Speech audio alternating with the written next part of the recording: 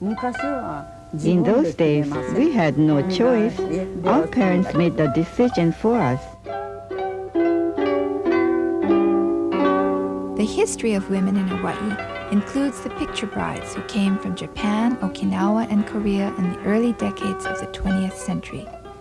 Although the Japanese, Okinawan, and Korean immigration began in 1885, 1900, and 1903 respectively, and while we have recently had an influx of Asian immigrant women from 1965 to the present, the major picture bride period started in 1908 and continued until 1924.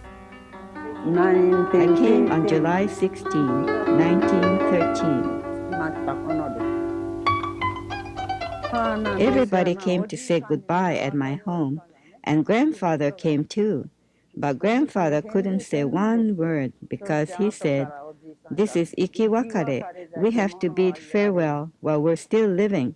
And 1 week after I left for Hawaii, he died. My uncle and aunt from the main house came to see me off. I left at 2 a.m. that day, and before we left our home, my uncle said, "Take a good last look at your home because you won't be able to see it for a long time." And how true it was because I was never able to see him again. あれは何よ、わしの友達が2、3人ほどハワイ行ったの。My girlfriends went to Hawaii 3 years ahead of me, and they used to send their pictures. その人らが来るのも、その様子は話は聞かんわ。I used to hear many stories from them, and that's the reason why I wanted to come to Hawaii. ハワイ行きたいな、行きたいなっていつも思うておった。それで何よ、ハワイへ来たのよ。それお母さんに話したのよ。You know?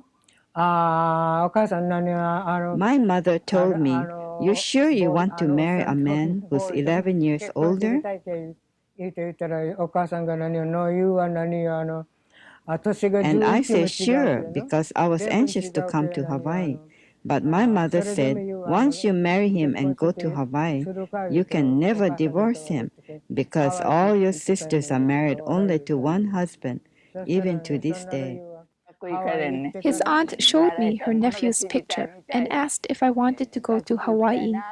I figured, even if I stayed in Japan, I wasn't able to go to school. I always had the curiosity to want to learn new things. So when she asked me, I thought it would be fun to go to a foreign country, to learn things. But I was worried, so I inquired here and there. Then I came to the conclusion that, after all, he's the nephew of my sewing teacher, and all his relatives were nice people. His older sister was my elementary school teacher and was married to someone in our village. She was a fine teacher, so they all urged me to go to Hawaii. They must have discussed it among themselves. This wedding experience was shared by thousands, and yet no two stories are identical. Japanese immigrants to Hawaii's plantations had varied backgrounds, and customs might differ from village to village. The marriage ritual was a treasured tradition. It helped stabilize the community, brought new hands to share the work, and ensured new generations to carry the culture. Our story is told by men and women who remember how it was in the early part of the century. And when I came to the immigration station, I thought to myself, my, I had never seen him even once. All the brides were told to stand behind their yanagigori, the wisteria wine trunk. Then all the husbands filed in. The women were all anxious to see what kind of husband they were going to get and study each face as they came in. Just then, I saw a smiling face, and the man paused in front of my trunk to read my name. I thought that must be the man. As I was watching, he read my name, Kikukawa Ayako, written on my trunk. He looked up and said, "Are you Ayako?" So I replied, "Yes." Then he said, Oh, that's good. Then he carried my yanagi gori, and I just followed my kori and got out of the immigration station. There was no marriage ceremony, nothing.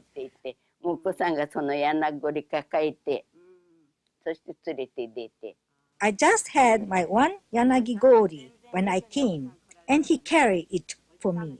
So I followed that trunk.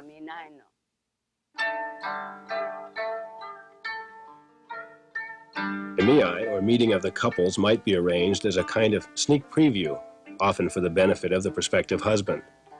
Tei Saito's mother jumped at the chance to marry her daughter to a successful-looking Hawaii pineapple farmer who had returned to Japan seeking a bride. My cousin was supposed to be the intended bride, but Mr. Saito thought she was too frail-looking for hard work, so someone suggested my name. After that, my mother sent me away to my aunt's home. During that time, she arranged everything for the wedding. I came home in September when the wedding was held. I didn't go to my husband's home, nor did I have my wedding portrait taken. I stayed with my parents until I left for Hawaii. I arrived here on September 13, 1913. How did you feel being forced into marriage with someone you didn't know? There's nothing I could do. Not only were their initial arrival and early married life often disappointing, but the harsh realities of camp life in Hawaii were also frequently a shock.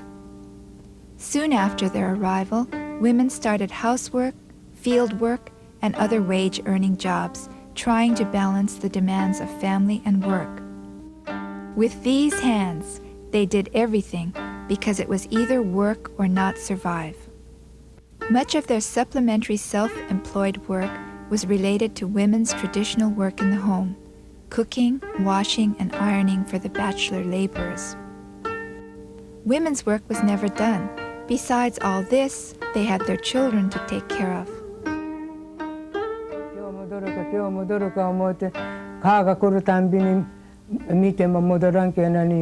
After my husband went bankrupt in the pineapple venture, he didn't come home for 3 days.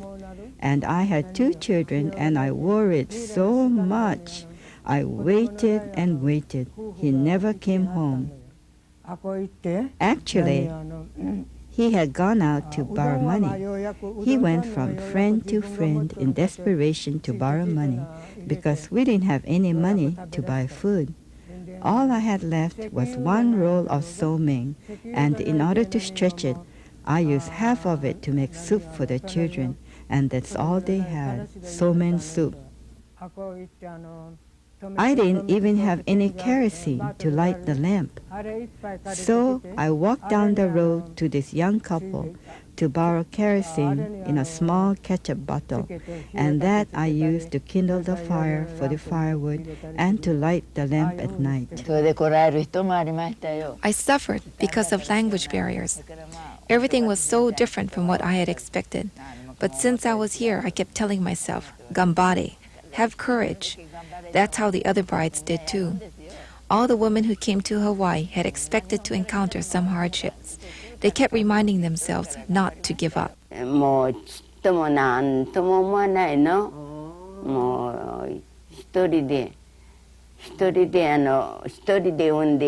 never thought much about having difficulty in childbirth. I had my second baby by myself.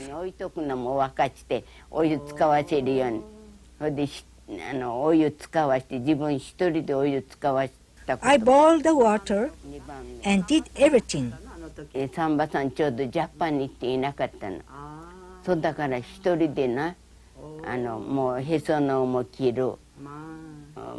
When I think about it now, I do wonder how I did that. Didn't you have a plantation doctor?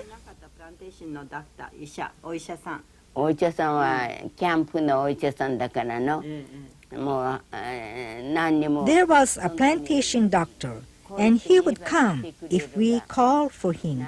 But he's not going to do anything special. 自分で産んでへそのを切って後のあれを掃除をして I not only gave birth myself, but I cut the umbilical cord and cleaned up everything. I lay down the bedding myself. Giving birth was so easy. Nowadays, when they say giving birth is hard, I cannot believe it. Nothing so easy as giving birth. あっちならそうもう見やすいちっとも苦しい No pain, nothing. Real easy. The baby just come out by itself. 一人で出てくる 警備員でね On the train, my mother met Mrs. Sakine, who was from Hawaii and visiting her village in Japan. My mother told her, I have a daughter married to someone in Hawaii. She has enough education to write me a letter, but she's never written me one. My mother gave her a message to tell me to write. Your mother must have been very lonesome. Well, she was the one who sent me away to such a rough life. You see, in the beginning, they would talk about hardships. I would cry along with them, laugh with them, you know, all the funny things that happened and the sad things that, you know, occurred. But in the end, so when I asked them, do you regret ever coming to Hawaii? They said, no, no. If I was in Japan, I would be worse off. 孫が27人、 27 grandchildren. ひ孫はひ孫が16。16 great grandchildren. そしておばさんどう思います？ハワイ来てよかったと思う。こんなにたくさん孫もいるし、どう思います？Oh, yeah, yeah. Oh, now, really, really happy me. Yeah. Children all good, and grandchildren all good, great-grandchildren all good. I'm so happy now. Yeah, yeah. We are here today because our immigrant foremothers, ordinary women, had the strength and determination to survive. We can appreciate their spiritual values by uncovering their hidden history, for their history is in essence our history.